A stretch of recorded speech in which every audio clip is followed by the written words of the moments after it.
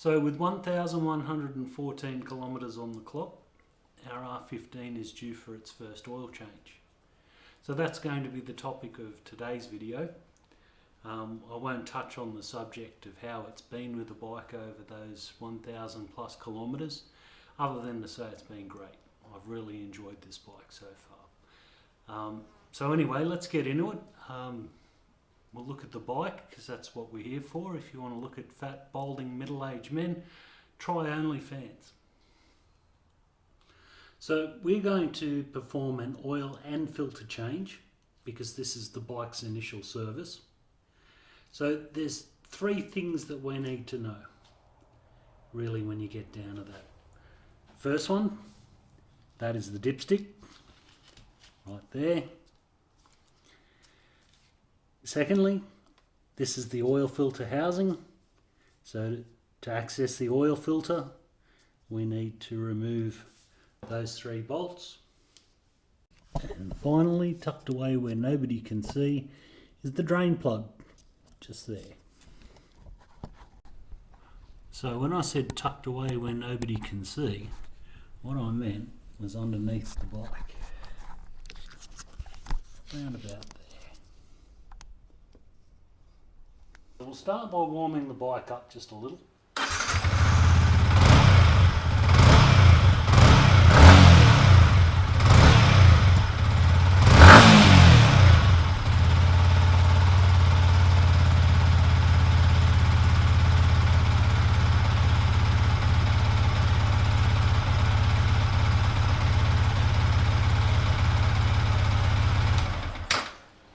Running it for just a couple of minutes, 2 or 3 minutes, just to get the oil circulating and also to pick up all of the any potential metal fragments that might be underneath, and then we'll shut the bike down. Now I'd like to proffer one piece of advice regardless of what you're working on. If it's a motorcycle or a car differential or gearbox or any form of industrial engine or gearbox, before you remove the drain plug out the bottom, make sure that the filler plug, which also in this instance is the dipstick, make sure that that comes out. Because there's nothing worse than taking the drain plug out and then finding that the filler plug is either frozen solid or rusted in, or in one instance I've seen welded on. If you can't put the oil back in, you probably shouldn't take it out. Okay, so let's slide a drain pan in the general vicinity.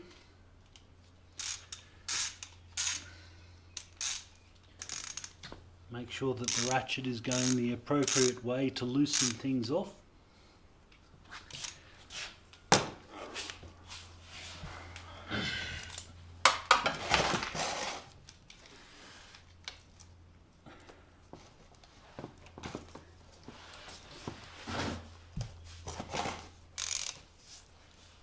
That's not so bad.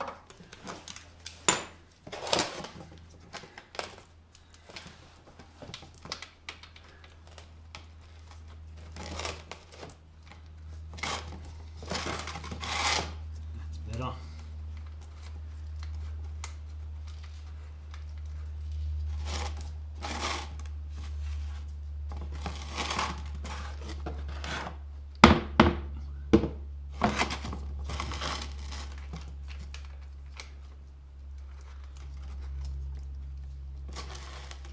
And out she comes.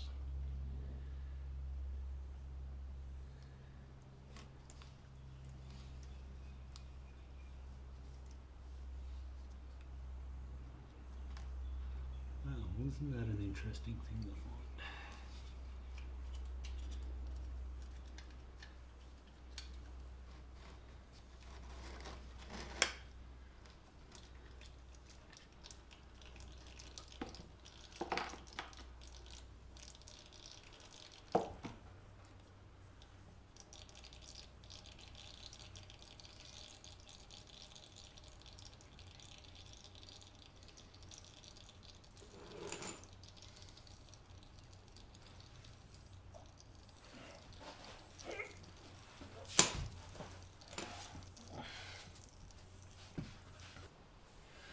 Now, clever people are going to say it's a sport bike and it doesn't have a centre stand.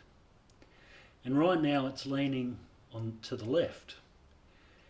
And we've purposefully started draining the oil with it on the side stand because we've been yanking around with a ratchet. However, because it's leaning to the left, it's not draining all of the oil, is it? So there's our lean to the left. Now there's two ways that you can deal with this. Bearing in mind that you want the bike to be straight up and down, but this is going to increase the chances of it falling over. So one option is to simply lift it up yourself. And you can hear the oil, probably hear it anyway, you can hear the oil start to drain. That's a big difference. However, there is another solution, and that is simply just to find something like some pieces of wood, as I've done, that lift the bike up till it's approximately level. If anything, it's still leaning slightly to the left, but I'd rather it lean slightly to the left than fall over and have me in tears for 3 days because the fairings got all busted and scratched.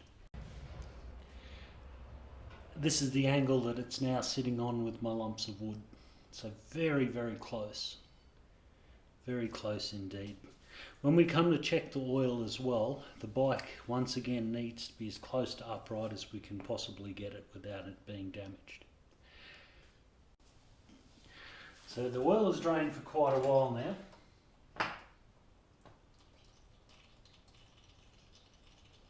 And you can see that I've just lifted that last little bit to get it level. And I can hear more oil draining out again. But that's pretty close. There wouldn't be a great deal left in the bottom of that engine now, which is great. That's so well balanced, it's not funny. Okay, so seeing as we're going to start putting it back together again, I'm going to put it back down onto the centre stand so it's a bit safer.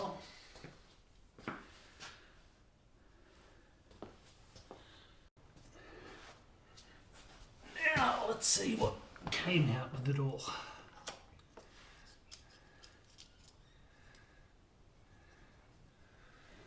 So the drain plug, oh look at that.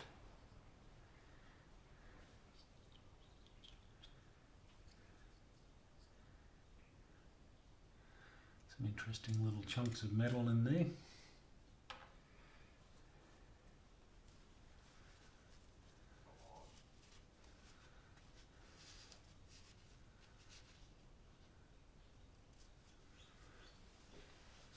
Hopefully you guys can see that.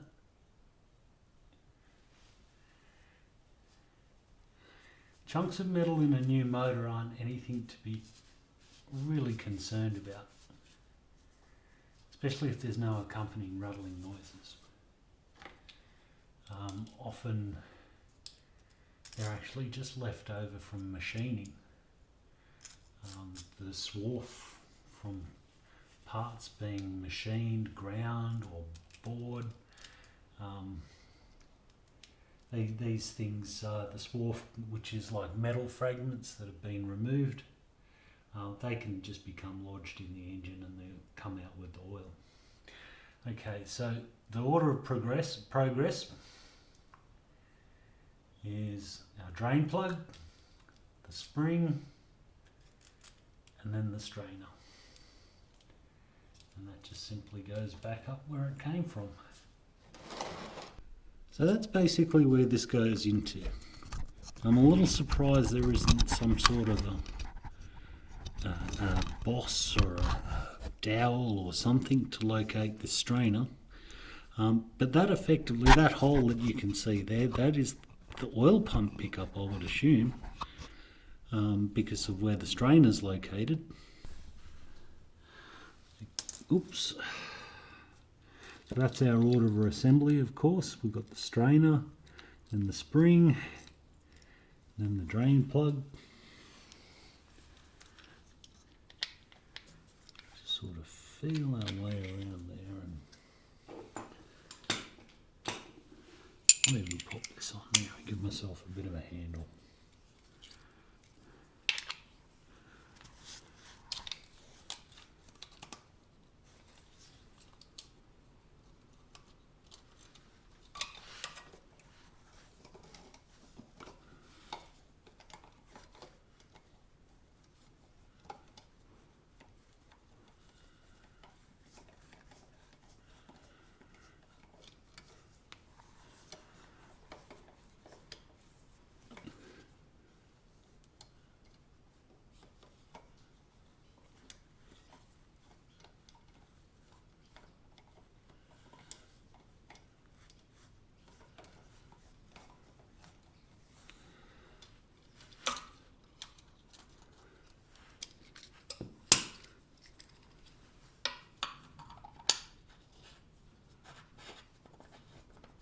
What I was doing just then, because I had a few I couldn't get it started straight off then, as you saw.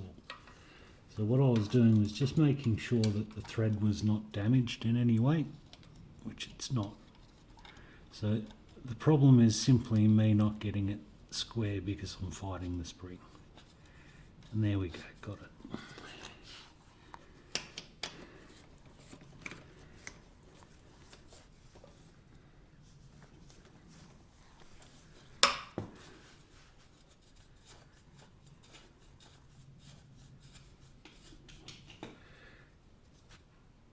That's finger tight.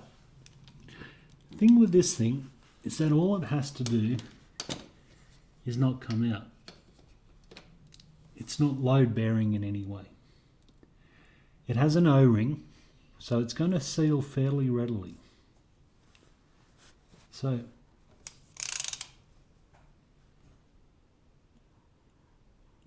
what you can see there, I'll do that again.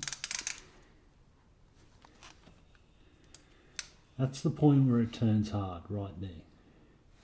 So that's the point where it started to bite. You know, the O-ring is now being compressed. And all I'm going to do is just take it a fraction further. See, that wasn't even an eighth of a turn.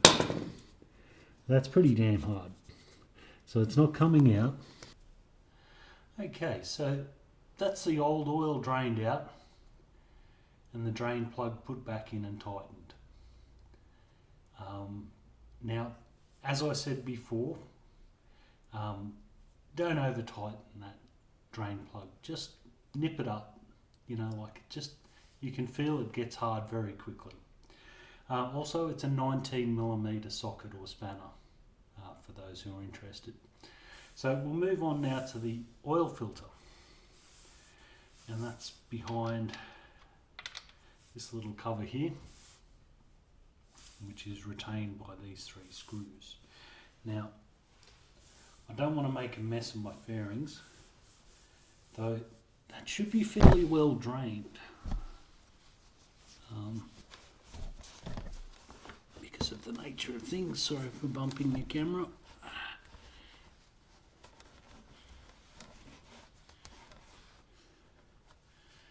So, I'm just stuffing that rag in there to prevent my fairings from getting all stained up by oil. Now these are 8mm.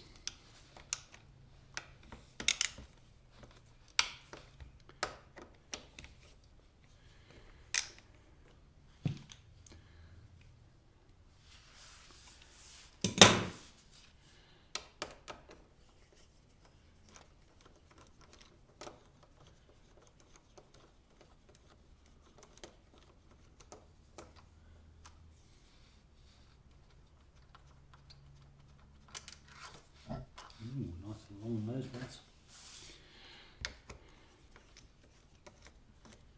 Good size.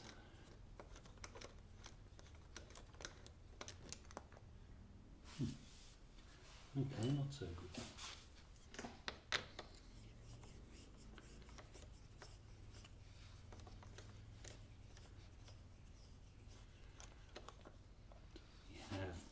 looks of things we have two short ones and the same size, and one long one.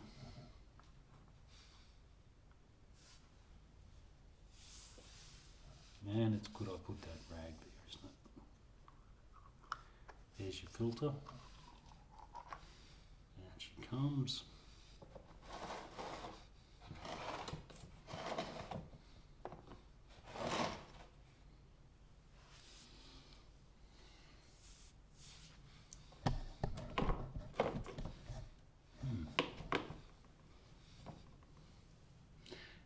Get our new one. Okay, so here's our replacement filter. Now you'll notice that one side is very, well, it's basically a dead end in there, and that's the filtering side. And you can see passages in the cover. So this is the way it assembles. So what I do like is the way you can't get it backwards, but your dead end goes inwards.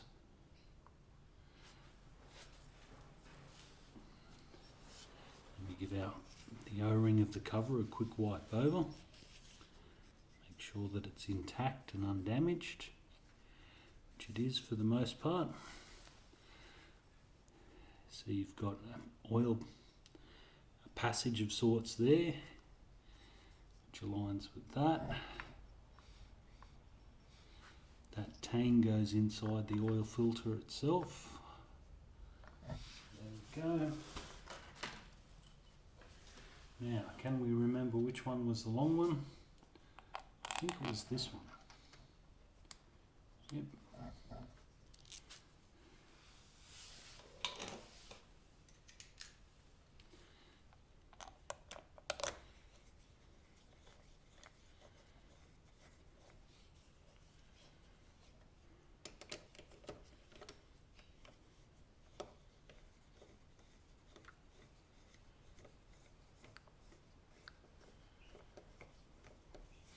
And when I'm putting these on, I'm not even finger tightening them first up. I've got all three of them started. There's still plenty of room there. Now I've got all three started, I'll get them to basically just, not even finger tight.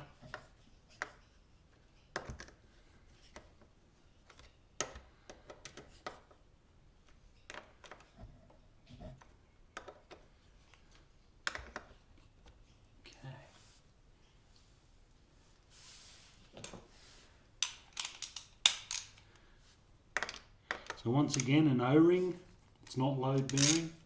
All it has to do is not fall off or not leak.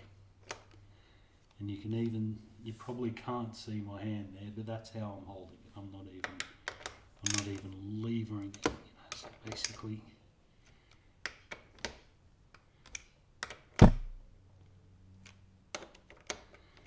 If I was pressed to comment, I would say I've done those to maybe 12 Newton meters. Something really small. We'll remove our oil rag and admire the fact that our fairing was not hurt, which is important. We'll check these guys out once again just to make sure they're all right. Strikes me as pretty good.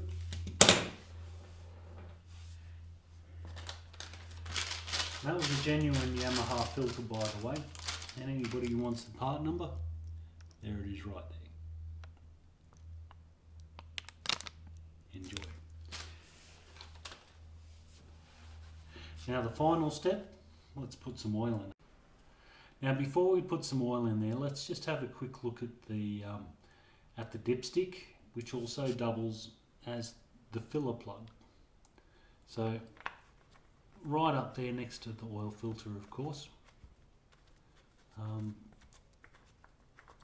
Generally is only ever finger tight. Now when you go to check your oil, so you're changing it or even just checking it from riding it.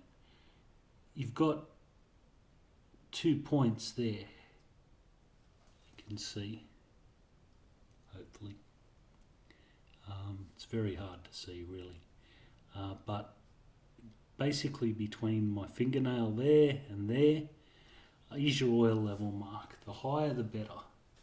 When you go to check the oil, you should put the oil, the dipstick in so it sits flush and level with the top, so these two surfaces are parallel, so it just sits in there basically. Do not screw it in. Don't screw it in. If you screw it in, the oil level will be low. It's designed to be checked just like that, just from sitting there like you were about to screw it in, nice and square, but not actually screwed in any way. All right. Now the oil that I'm putting in here is Penrite MC4ST. It's a semi-synthetic. I have a thing for semi-synthetics. In fact, I prefer mineral oils, but straight mineral oils are getting harder and harder to get. It's a semi-synthetic made by Penrite. It complies to JASO MA and MA2. The standard is for this bike is JASO MA. MA2 supersedes that, so either of these oils will be fine. You know, either an MA or an MA2.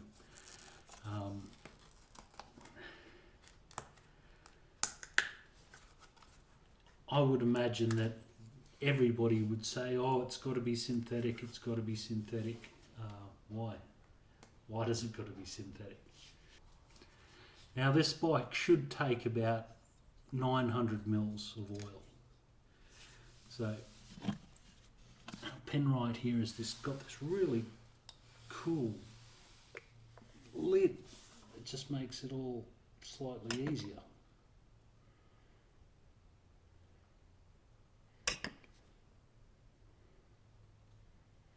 I'm not going to muck around. I'll put some serious oil in this thing. The majority of this.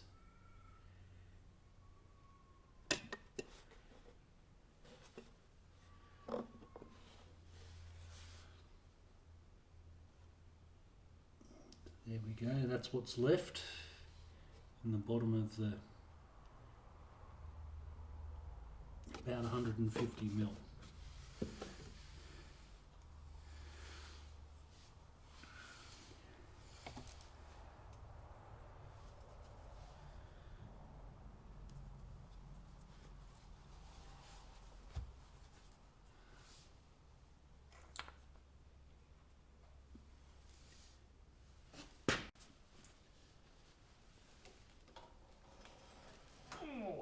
She comes.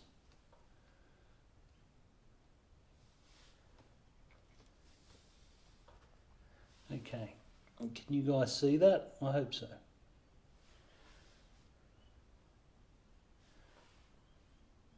Move that around a bit. So that's actually, that was a fair guess, wasn't it? Anybody would think I've done this before.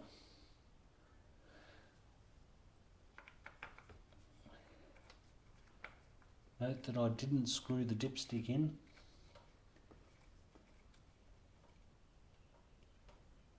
But now I am. So now it's in there and it's finger tight. And we're ready to start her up.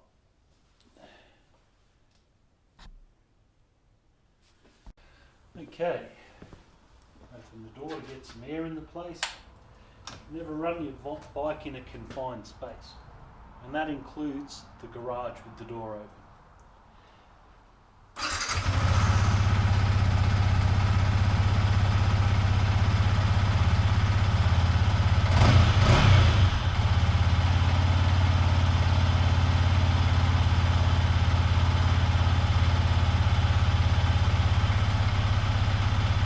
I'm just going to let that run for a few minutes.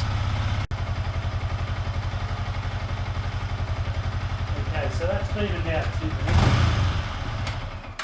And I have to say that the bike is actually smoother. but I would expect that. The initial run in oil, it was slightly over. I mean 1100 kilometres is not dead on the money as far as oil change intervals are concerned, but it's not so incredibly over that I would be worried. It was basically just how it all went as far as you know, my day-to-day use of the bike. So I'm just checking now for any leaks. We seem to be winners as far as the leaks are concerned. I've got to say, after 1100 k's being driven in all weather as well, the bike really needs a wash. That's hot under there.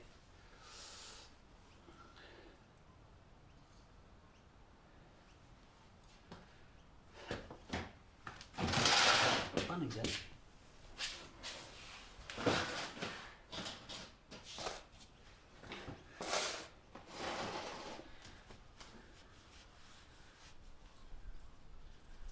No leaks, which is good.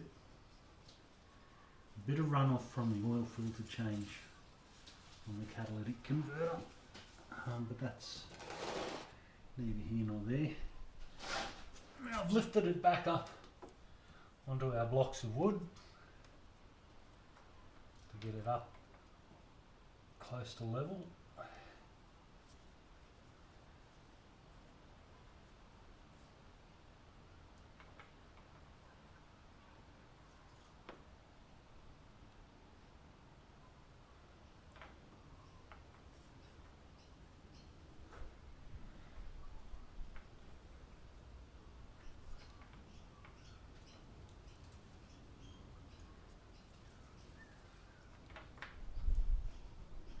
Now what we're going to do is just let that settle for a minute. As I'm checking the oil, first time I checked it, there was nothing showing on the dipstick. And now there's a little bit on the bottom, and I've got to say not real much. The bike has been pumping the oil around the engine. It would have filled the oil filter and its housing. The oil is still distributed around the engine and needs some time to drain back. So there's no point in checking the oil immediately. It's not going to work out. We won't get an accurate reading. We need to let the machine drain down a little bit first. So the bike's been sitting over 10 minutes now, and we're more likely to get an accurate reading on the oil level. Now you guys, I'm sorry to sound so basic as well, but have you noticed every time I dip the oil and then I go to recheck it, I always wipe the dipstick clean with a clean rag. You know, it can be any sort of rag or cloth as long as it's lint free. You can even use your shirt, but it's not going to do your shirt any favours. The idea though is to make sure that you don't get any false readings, that when you check the oil it is absolutely accurate. So something to bear in mind.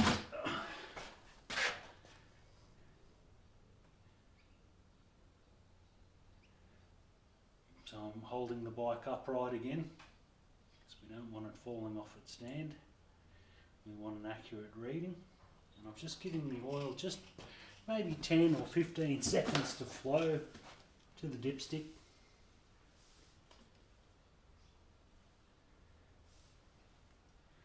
Now I don't know if you guys can see that, but it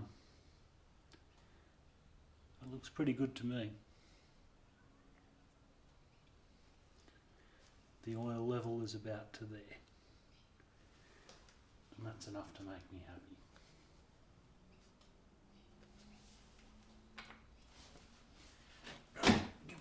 check.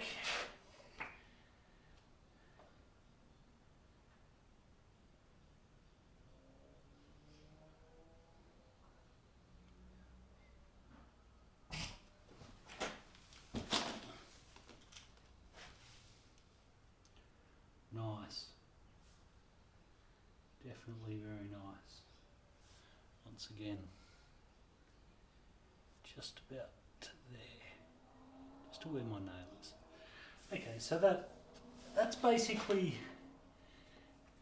the bike running, and it's had its initial oil change.